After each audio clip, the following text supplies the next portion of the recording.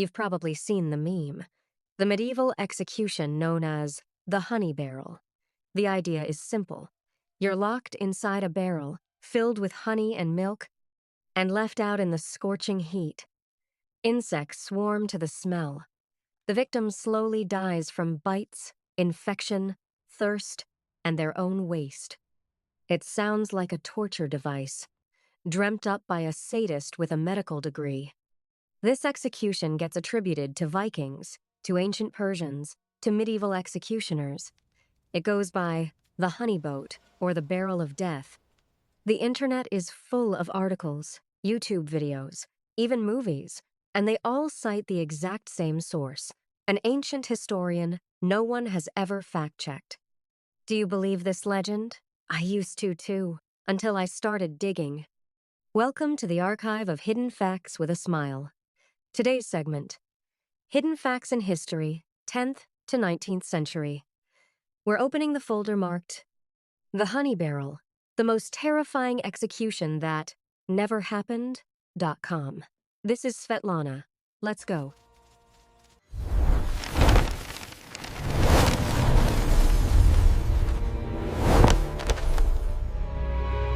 Where did this story really come from?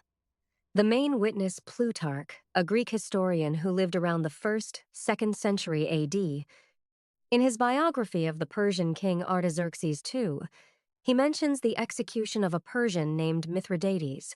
He was accused of conspiracy and executed, according to Plutarch, in a boat.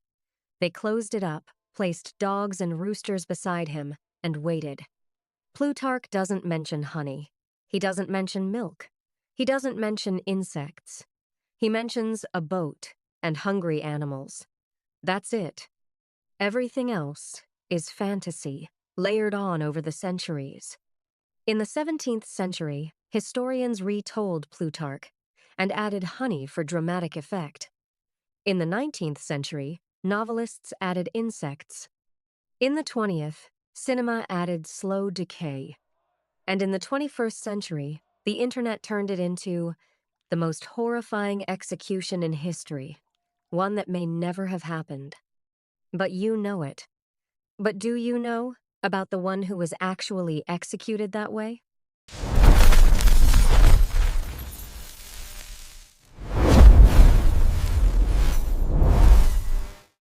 His name was Thomas Harrison, an Englishman. Year times 1660. He had signed the death warrant of King Charles I. When the king was executed, that was revolution. When the king's son returned to the throne, that was retribution. Harrison was sentenced to hanging, drawing, and quartering. Yes, this was a real execution. Slow, bloody, documented. His name appears in court records. His last words were recorded by a stenographer. But you haven't heard of him. Because his execution wasn't packaged into a meme. There was no honey barrel or sweet death, just politics, cruelty, and a name that power preferred to forget. The paradox, a made-up execution went viral. The real one stayed in archives that no one opens.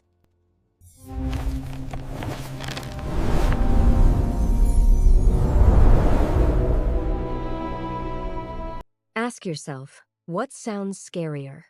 Execution in a boat with hungry animals, or slow death from insect bites in a honey barrel? The second one is visual, tangible, brutal. It's easy to picture, easy to retell, easy to meme. The real execution of Harrison needs context. You have to explain who Charles I was, why he was executed, why his son returned. That takes attention. That takes mind. And the internet doesn't like to work hard. It wants a picture, a barrel, honey, maggots. The hidden truth is that horrifying reality often loses to beautiful lies, because lies are more convenient. They require neither intelligence nor compassion.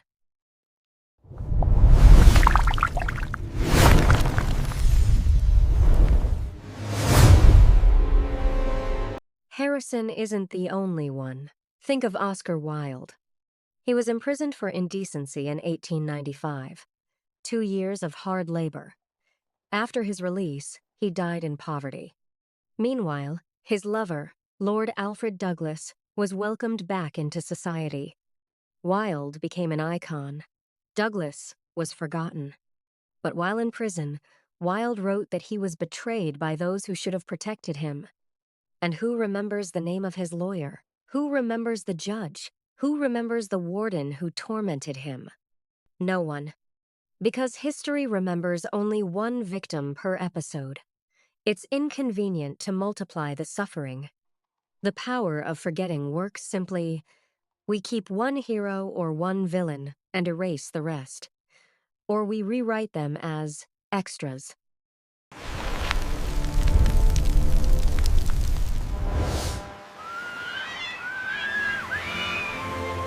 In 1757, British Admiral John Byng was shot for cowardice on the deck of his own ship. Why was he forgotten? Because his execution was a warning to make sure no one else dared to retreat. Voltaire famously quipped, "In this country, it's useful to shoot an admiral from time to time to encourage the others." Funny, but Byng was an experienced sailor. His orders came from the Admiralty. He simply ran out of time. Was he guilty? Doesn't matter. They needed a scapegoat. Byng was forgotten. But his death became a meme 200 years before the internet. His name wasn't engraved on a pedestal. It was engraved on bullets. That's the price you pay when you lose the battle of public opinion.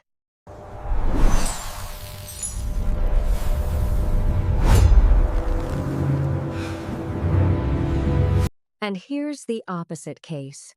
In 1527, a French soldier named Polydor was condemned to breaking on the wheel.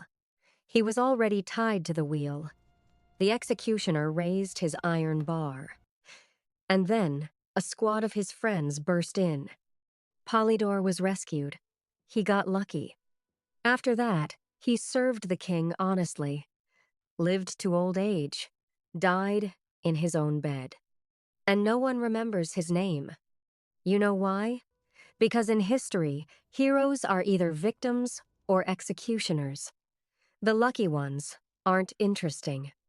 No one envies them, no one mourns them. They simply get crossed out of the drafts. The dark truth is that sometimes it's better for your reputation to be killed than to survive.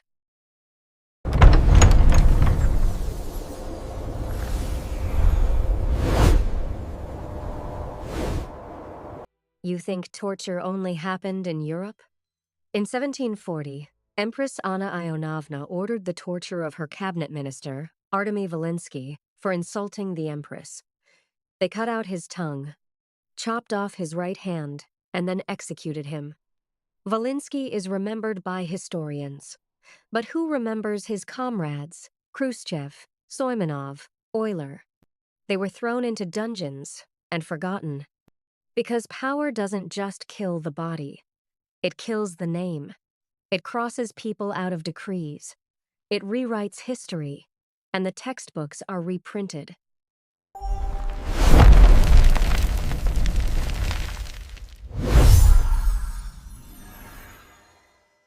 Let's go back to Scaphism. In 2010, someone posted about the honey barrel on a forum. It got shared. Someone added pictures. Then came the videos. By 2023, this myth had become so popular that even history websites were publishing it as fact. No one fact-checked Plutarch. No one looked for Persian sources. Why? Because honey is sexy. Because a slow, filthy death is something people scroll through with their mouths open. The truth about Thomas Harrison is too political, too complicated, too unpackaged. The mind is lazy. It chooses a picture, not a document.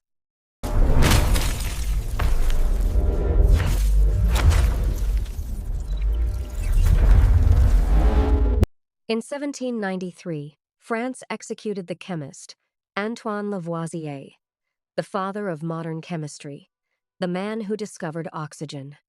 He was guillotined because he had worked as a tax collector for the king. The judge said, "The Republic has no use for scientists." 2 years later, Lavoisier was posthumously exonerated, but the name of the executioner who dropped the blade, erased. The name of the judge who signed the order, forgotten. The names of his colleagues who stayed silent, crossed out. Only Lavoisier remained, a martyr of science. But the truth is, his execution was a legal mistake, a bureaucratic absurdity, just like with Harrison, just like with Byng. History doesn't tolerate accidents. It rewrites them as fate. And those who simply happen to be in the wrong place at the wrong time, it cuts them out. History does not like extras. You think the Middle Ages are over? Switch the channel. Scroll through any comment section. See that wave of hate? That's the same crowd that gathered around the scaffold. The same chants of, "Burn the witch." Only now, instead of stones, it's dislikes. Instead of the stake, it's a account ban. Instead of the executioner, it's a moderator. In 2020, a Reddit user was banned for a COVID joke. In 2021, a journalist was fired for a tweet from 10 years ago. In 2022, a blogger was flooded with threats for not supporting the right side. How is that different from a public execution? No one dies physically, but a reputation dies. A career dies.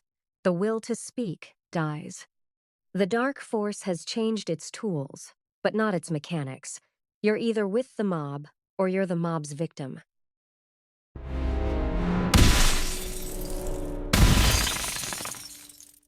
You know why I told you about Plutarch, Harrison, Byng, Polydor, Volinsky, and Lavoisier? Not to confuse you, but so you'd notice the pattern. Every great event has a shadow. In that shadow, the ones who were nearby, the ones who could have been heroes if they'd been born a year earlier or later, if they died by the axe instead of illness. History isn't justice. It's a lottery. The winning ticket goes to the name that the first chronicler shouted louder. Plutarch chose Mithridates, not Mithridates' wife. She wasn't executed. Her name didn't survive.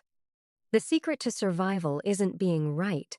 The secret is being noticed, or having someone stumble over you while they're writing the chronicle. Harrison, Byng, Polydor, Volinsky. Or are you already in the shadows? Now, look at yourself. How many times have you retold the legend of the honey barrel? How many times have you liked a video about the most horrifying execution? How many times have you shared it? You've become an accomplice, not an evil one, just a lazy one.